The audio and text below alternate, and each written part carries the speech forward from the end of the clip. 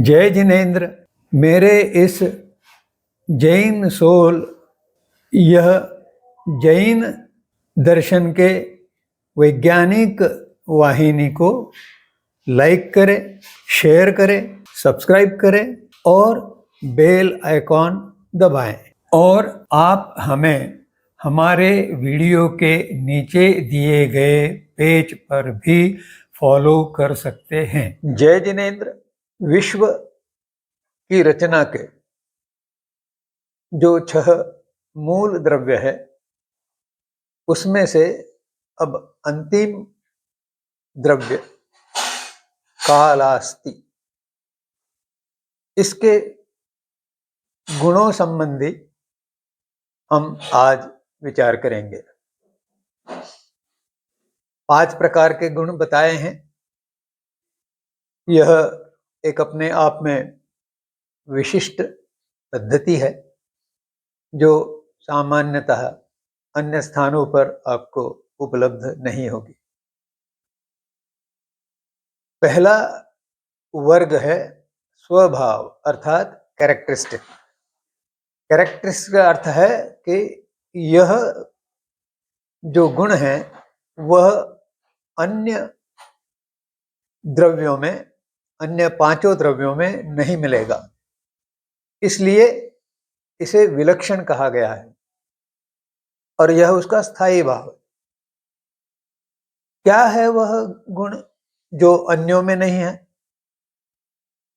जो विश्व में परिवर्तन निरंतर हो रहे हैं, प्रत्येक क्षण क्षण में हो रहे हैं, वे परिवर्तन करने वाला जो द्रव्य है वह काल है।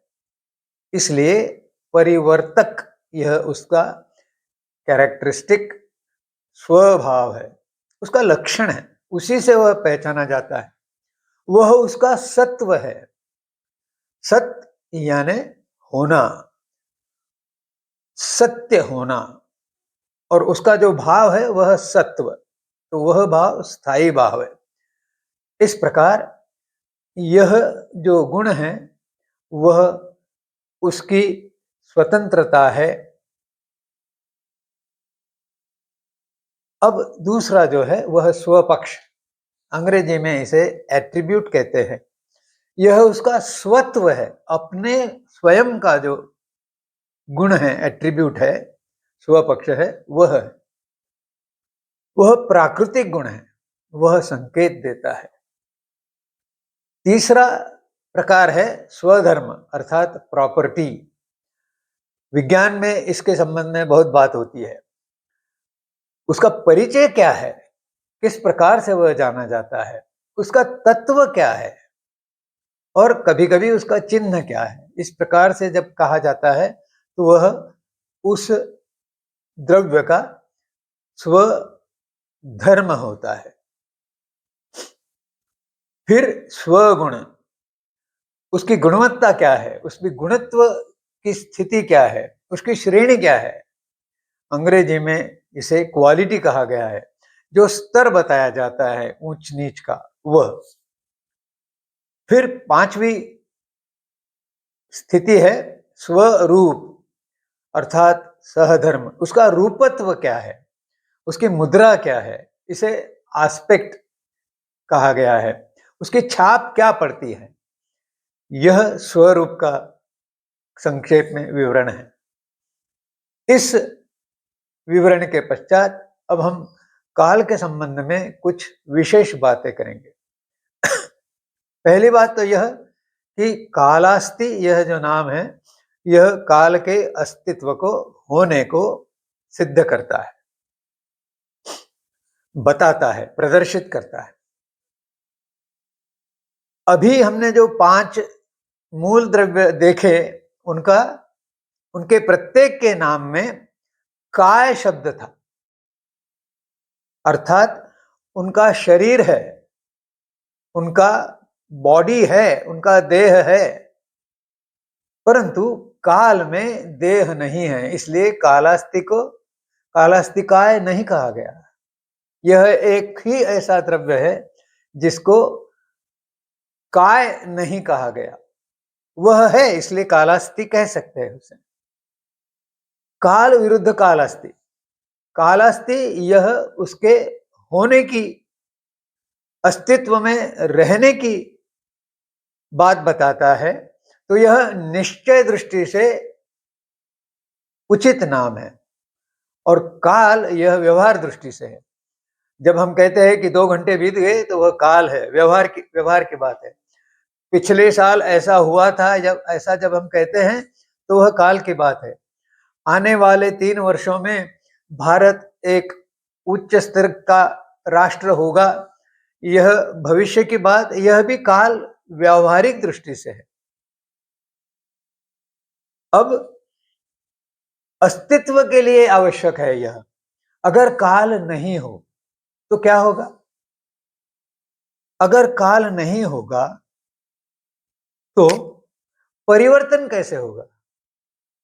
अगर परिवर्तन नहीं हुआ तो जो है उसे समझेगा कौन, देखेगा कौन, जानेगा कौन, अनुभव करेगा कौन? अर्थात विश्व का अस्तित्व ही समाप्त हो जाएगा। क्योंकि परिवर्तन है, इसलिए विश्व का अस्तित्व है। और उस विश्व के अस्तित्व में जीवास्तिकाय का अस्तित्व है, इसलिए वह चेतना गुण के कारण संपूर्ण विश्व को देख सकता है। और तभी विश्व का अस्तित्व अनुभव में आता है। केवल और केवल जीवास्तिकाय जो है वही इस अस्तित्व का अनुभव कर सकता है।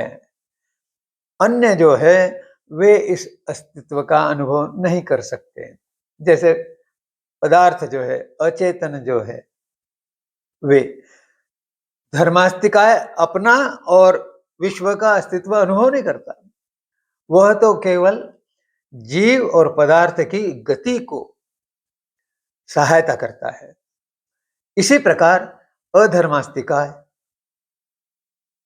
और पुद्गलास्तिकाय, इनके संबंध में विवेचन किया जा सकता है। आकाशास्तिकाय अगर नहीं होता तो ये विश्व के अन्य जो मूल द्रव्य है वे कहां रहते?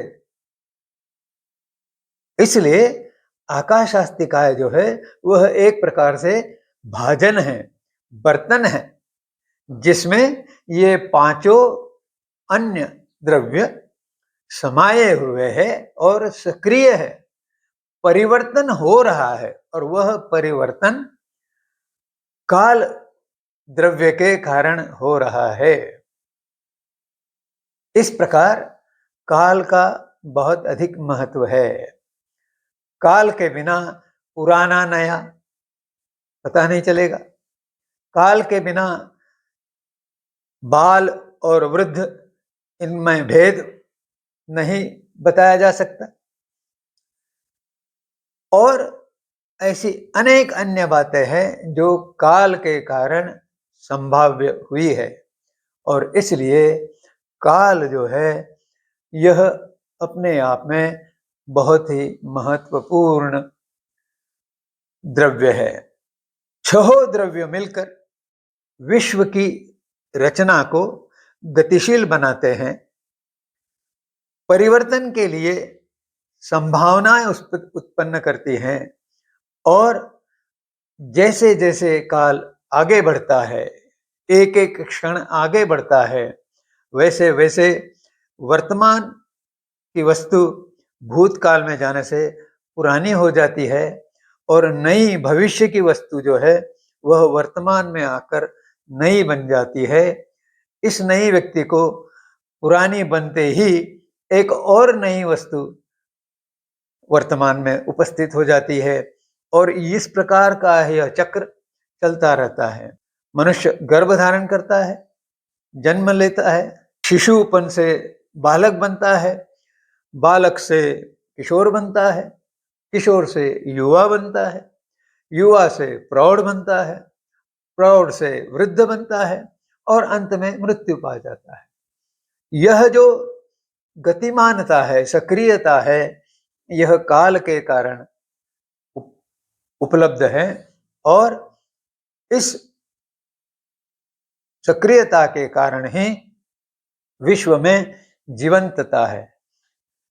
हाँ, एक बात निश्चित है, काल के साथ कषायों के कारण, कषायों की उपस्थिति के कारण, नकारात्मकता के कारण जो परिवर्तन होते हैं, उनमें अच्छे बुरे दोनों प्रकार के परिवर्तन होते हैं और विश्व का यह भला बुरा स्वरूप देखने को मिलता है। एक और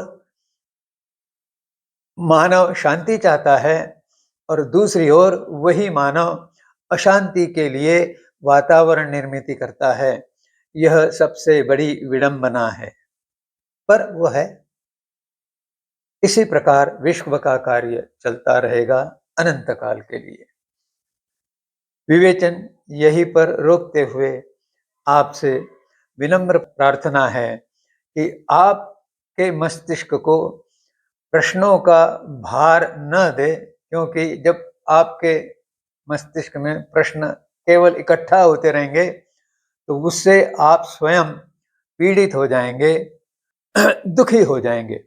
इसलिए उन प्रश्नों को कमेंट सेक्शन द्वारा मुझे भेजें और उनके उत्तर पाए। जय जिनेंद्र।